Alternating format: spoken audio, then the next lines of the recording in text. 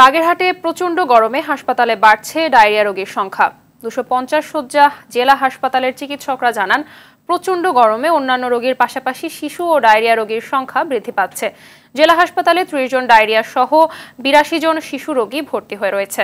এর মধ্যে মোট ডায়রিয়া আক্রান্ত রোগীর সংখ্যা 40 জন। গতকালের চেয়ে আজ 10 ভাগ রোগী বেশি ভর্তি হয়েছে বলেও জানান চিকিৎসকরা।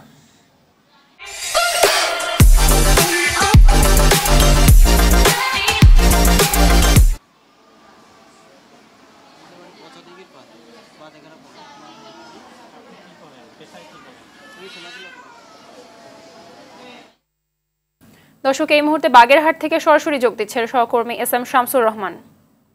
শামসুর, বাগেরহাটের হাসপাতালে ডায়রিয়া রোগীর সংখ্যা বাড়ছে, কর্তৃপক্ষ কি ধরনের ব্যবস্থা নিচ্ছে এ বিষয়ে? মাহবুব, আপনি যেমনটি বলছিলেন, গত কয়েকদিনের যে টানা তাপদাহ তাতে কিন্তু বাগেরহাটে মহিলা, শিশু সহ এবং বৃদ্ধরা আক্রান্ত বেশি হচ্ছে। বিশেষ করে শিশুরা নিউমোনিয়া আক্রান্ত হচ্ছে। আমি এখন দাঁড়িয়ে আছি বাগেরহাট সদর জেলা হাসপাতালে, যে 250 হাসপাতাল। এখানে কিন্তু তিল ধরার ঠাঁই নেই, যেখানে কিন্তু শিশু ব্রাইন ফায়ার শিশু ওয়ার্ড আমি দেখানোর চেষ্টা করেছি। আমি যেখানে আছি এখানে কিন্তু একটা বারান্দা দাঁড়িয়ে আছি। এই বারান্দায় সহ পাশের বারান্দাটিও কিন্তু এই শিশু রোগীদের দখলে চলে গেছে। তো এখানে কিন্তু এই মুহূর্তে 85 জন রোগী ভর্তি রয়েছে এবং এর উপরেই ঠিকই রয়েছে সেখানে ডায়রিয়া ওয়ার্ড আছে। ডায়রিয়া ওয়ার্ডে 40 জন রোগী কিন্তু ভর্তি রয়েছে বলে হাসপাতাল কর্তৃপক্ষ আমাদের জানিয়েছেন। তারা বলছেন যে সাধ্য মতো তারা চেষ্টা করেছেন রোগীদের সেবা দেওয়ার জন্য। ডাক্তাররা আরো বলছেন যে সব রোগী কিন্তু হাসপাতালে আসে না, কিছু রোগী কিন্তু হাসপাতাল ছাড়াও পাশে যে ফার্মেসিগুলো আছে সেখান থেকেও কিন্তু তারা চিকিৎসা নিয়ে থাকে। তারপর হাসপাতালে সব রোগী আসছে, তারা কিন্তু নিউমোনিয়া আক্রান্ত হয়ে বেশি আসছে এবং জায়গায় রোগী কিন্তু হাসপাতালে আসছে, বিশেষ করে শিশু রোগীরা।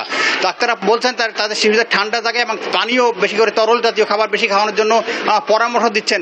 আমি জানিয়ে রাখি, বাগেরহাটে গতকাল কিন্তু 41.7 সেলসিয়াস তাপমাত্রা ছিল, সেটি কিন্তু আজকে বেলা 3টায় কিন্তু সেটা হয়েছে 39.7।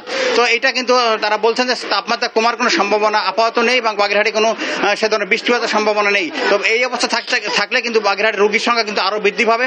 তো ডায়রিয়া ওয়ার্ড এবং সব ওয়ার্ডের কিন্তু চিকিৎসকরা তার সাধ্যমতো সেবা দিয়ে যাচ্ছেন এবং এই শিশু ওয়ার্ডে কিন্তু যে ওয়ার্ডের যে সিট সহ পাশে যে বারান্দাগুলো আছে, বারান্দায় কিন্তু তারা নিজ সিট ব্যবস্থা করে কিন্তু তারা এখানে অবস্থান নিয়েছেন। তো মাহবুব, এটাই ছিল বাগেরহাট থেকে আমার কাছে শিশু ওয়ার্ডের সর্বশেষ অবস্থা।